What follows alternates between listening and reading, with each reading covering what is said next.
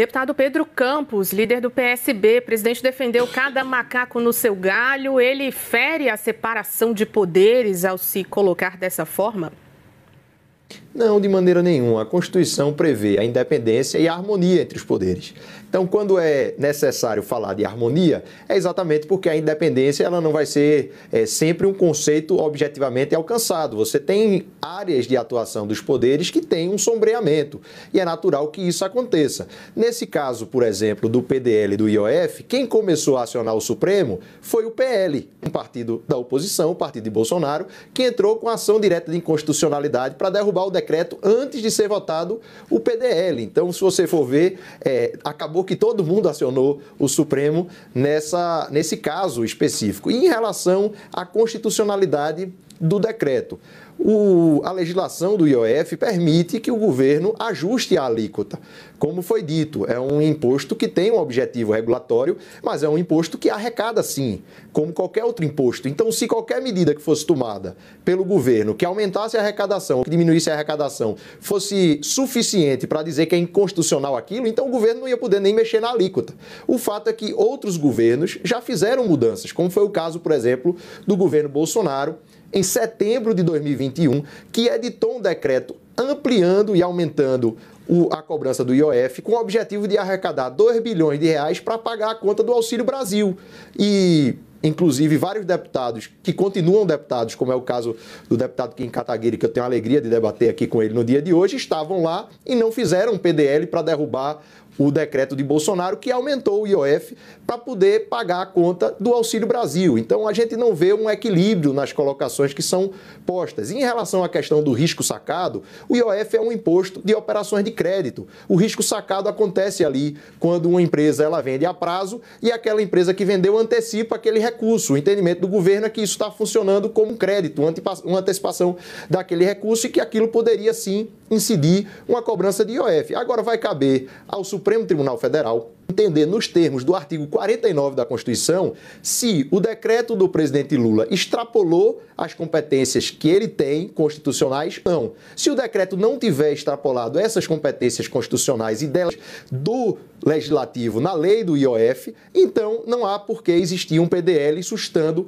aquele decreto se ele cumpre a legislação e se ele cumpre a constitucionalidade. Caberia ao Congresso Nacional editar um projeto de lei mudando a regra do IOF e não simplesmente tomar uma medida de derrubar o decreto. E acionar o STF é natural se você tem direito, se você acredita que o seu direito for lesado de alguma forma, tanto o PL, como acionou o STF nesse caso, como também o PSOL acionou, como o governo federal tem legitimidade de acionar. Agora vamos aguardar a decisão do STF em relação a esse caso concreto. Agora, deputados, independentemente do que vai decidir o Supremo Tribunal Federal, tem uma avaliação de que um mal-estar está presente nesse momento entre executivo e legislativo.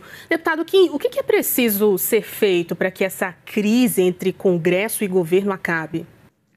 Sinceramente, eu não vejo solução, porque o próprio problema do governo Lula, né, que os petistas muitas vezes dizem que é a comunicação, e até contrataram o Sidônio, que seria o rei do marketing, para reverter a queda de popularidade do governo Lula, não funcionou. Não é a comunicação, é o próprio governo, é o próprio presidente da República, né? Inclusive, quando eu converso com deputados petistas, os próprios petistas, eu já ouvi a expressão, aspas, dizem que o presidente Lula perdeu o tempo da bola, não entende mais como funciona o Brasil, não entende mais como funciona o Congresso Nacional. Isso não sou eu que estou falando, são deputados da própria base, do próprio partido do presidente da República. Então, o primeiro ponto é, ele faz um governo ruim. E o governo ruim é um produto tão ruim que nem o marqueteiro consegue vender, como conseguia antigamente, quando não havia contraposição à narrativa oficial do governo, e nós tínhamos ali uma oposição meia-boca social-democrata feita pelo PSDB. O cenário mudou, o cenário é outro, né? A população vê com muita clareza que o governo...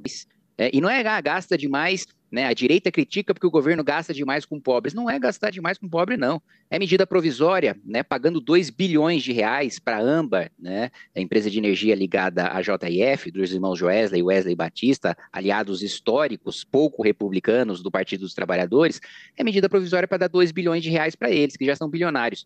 É taxação em cima das blusinhas que são compradas por pessoas mais pobres, que vem um vestuário mais barato nessas compras online, e que o governo Lula, né, e inclusive com deputados que se dirigem de direita no Congresso Nacional votando a favor dessa medida, por causa de lobby de grandes empresários, né?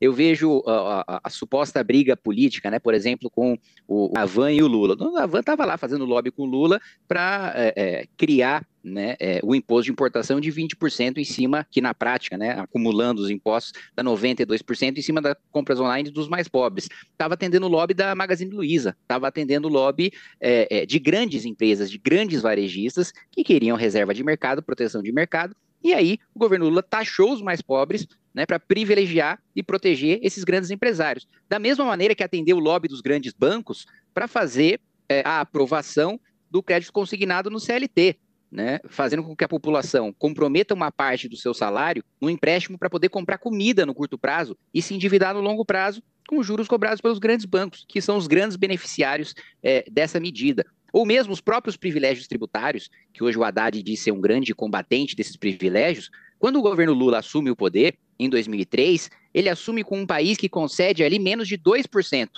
do seu PIB em privilégios tributários. Dilma II entrega o Brasil com 6,7% em privilégios tributários. Então, o próprio PT criou esse monstro que agora eles dizem combater, inclusive privilégio tributário para grandes veículos de comunicação, como o caso da própria CNN, que hoje goza de um privilégio tributário, a Rede Globo e outras redes de televisão que gozam de privilégio tributário, criado durante o governo Dilma e que agora o governo Lula diz combater, mas foi ele quem criou e que manteve historicamente. Então, a população vê que o governo Lula gasta demais e, para compensar esses gastos, há os impostos. Então, a população é penalizada por essas medidas e, por isso, o governo é impopular. E o Centrão, mesmo recebendo um número recorde de emendas parlamentares bilionárias, ainda sob o orçamento secreto, na mesma lógica que funcionava sob o governo Bolsonaro, mesmo recebendo esse dinheiro, ainda assim acha que o custo de votar junto com o governo está ficando alto demais por causa da falta de popularidade do presidente da República. Então, eu não acho que esse conflito hoje, né, eu não digo entre o Congresso, porque eu não me sinto representado nesse conflito, porque em conflito com o governo Lula eu sempre estive, nunca estive em consonância, mas o conflito entre o Centrão, base do governo Lula, e o Palácio do Planalto é insolúvel por causa disso. Líder, o que é preciso fazer para que essa crise Congresso e governo acabe?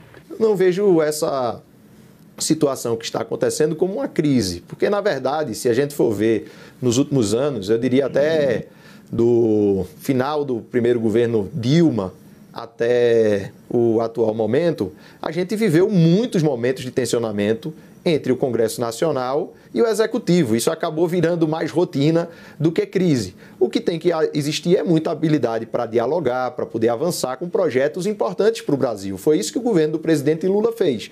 Priorizou uma reforma tributária que vai simplificar os impostos sobre consumo, que era uma demanda histórica. A última reforma tributária tinha sido feita durante a ditadura militar. Priorizou uma regra, que é o arcabouço fiscal, que tem garantido a sustentabilidade fiscal do país sem espremer os benefícios sociais e as políticas sociais que são tão importantes. É isso que garantiu para o Brasil um crescimento superior a 3% nesses últimos 2 anos. Os governos que foram causados pela atuação, por exemplo, do MBL, ali o governo Temer, o governo Bolsonaro, não entregaram isso ao país, um crescimento de 3% ao ano. E quando priorizaram agendas legislativas, priorizaram, por exemplo, a reforma da Previdência. A reforma da Previdência tirou 600 bilhões em 10 anos da Previdência. A gente viu, por exemplo, o escândalo que está sendo descoberto no governo Lula, que iniciou no governo Bolsonaro, do desvio das entidades do recurso dos aposentados. O valor total são 6 bilhões nesses últimos 4 anos.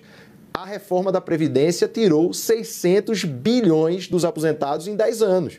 Então, o que a gente vê, na verdade, é uma visão de mundo de parte do Congresso Nacional e parte, principalmente, da oposição mais à direita, que acredita que a solução para o Brasil é arrochar o salário, não garantindo um crescimento real do salário mínimo, é cortar políticas sociais, é fazer um arroxo fiscal que no Brasil, quando tiveram oportunidade, não entregou o crescimento econômico, a geração de emprego, a renda, a geração de oportunidade que os governos do presidente Lula entregaram. Em relação a essa questão da popularidade do governo, é importante dizer que o presidente Lula, desde que ganhou a eleição em 2002, ganhou todas as eleições tirando a que ele estava preso e que foi impedido de concorrer, ele ganhou todas as eleições. E até a presidente Dilma, que o nosso partido não votou em Dilma em 2014, nós tínhamos uma candidatura de oposição a Dilma, mas até a presidente Dilma foi reeleita. Então, essa visão de que a popularidade do presidente Lula inviabiliza o diálogo com o Congresso, a eleição do ano que vem,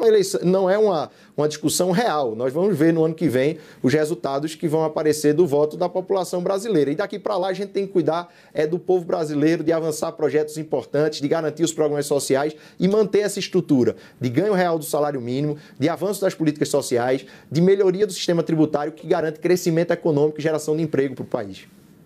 Vou dar mais 30 segundinhos para cada um, para a gente terminar esse bloco com alguns comentários. Deputado Kim Kataguiri, vou começar com o senhor. O presidente Lula, durante a semana, procurou a cúpula do partido do senhor União Brasil para conversar. O que dizer sobre isso? Olha, primeiro, eu já estou de saída do meu partido, então eu vou me abster de fazer esses comentários e aproveitar esse gancho para comentar o que acabou de falar o deputado Pedro Campos, né, sobre governos que, né, tiveram influência ou chegaram ao poder por causa do MBL. O MBL nunca governou o país, deputado Pedro. Vai governar ainda, principalmente agora que nós temos o nosso próprio partido político, o Partido Missão, e eu conto com a sua oposição quando nós formos governo. Mas o que eu quero colocar em relação ao que você disse é, primeiro, se a reforma da Previdência foi tão ruim assim, por que o governo Lula não utilizou sua ampla maioria na PEC da transição para revogar a reforma previdenciária, né? O PT tem um histórico de fazer oposição a boas medidas, como foi o caso do Plano Real, a própria Constituição de 88, a Lei de Responsabilidade Fiscal, e depois surfar nos alicerces que foram plantadas por elas.